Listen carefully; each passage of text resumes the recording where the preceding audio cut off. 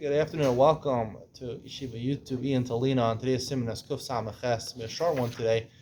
The halacha says that by certain things that are under like possible abkistin, there's three definitions of what possible abkistin is. If it's apple juice, you bake the dough. You need the dough with apple juice and things like that, or hard pretzels or hard matzahs or things like that. So if you're kovei suda, if you establish a meal, there's two different opinions. If you have 4 kibetzim, 8 kizesim, that's a big shear of if you eat that much, right? That's called kovei suda. Others say that if you're literally kovei suda, meaning you make it a staple of your meal.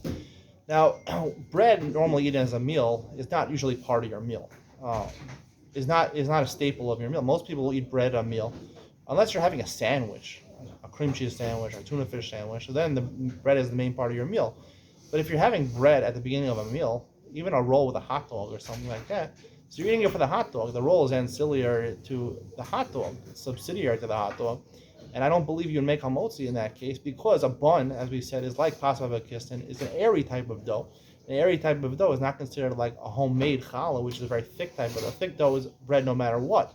But an airy dough, which depends on whether it actually services the function of bread. The function of bread is to be kovei suda, is to establish a meal, to fill yourself up. If your meal is the bread, right? So then you make hamotzi. If the meal is not the bread, it's airy, so it's questionable whether it's people are kovei suda. It has to be actually you're using it to fill yourself up here. Like here in Israel, a lot of people for breakfast or something they'll buy a roll and they'll just take some gvina levana, which is pork or something like that.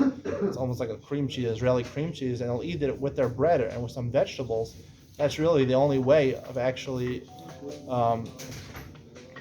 making it a staple of your meal. If it's not a staple of your meal, even though it's airy bread, right, and people would think it's a challah roll, if it's an airy challah roll, it would still be considered mizonos, and because unless you're eating it as a staple for your breakfast, you're not eating it as a staple for your breakfast. You're just eating it, right, because to accompany your meal. You go to a wedding and you're eating it to start off your meal, and you can have a steak or schnitzel here and chicken for dinner. So then I don't think you'd make a bracha on it. You're not kovei suda because only when it's homemade challah, then it's a blila ava, it's a thick mixture, then it's something which people are always kovei suda. It's a staple of your meal.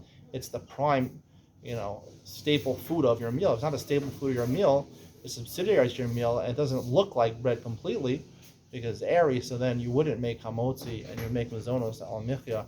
I'll have to talk more about this going forward. Hope you enjoyed today's share. See you in the next one.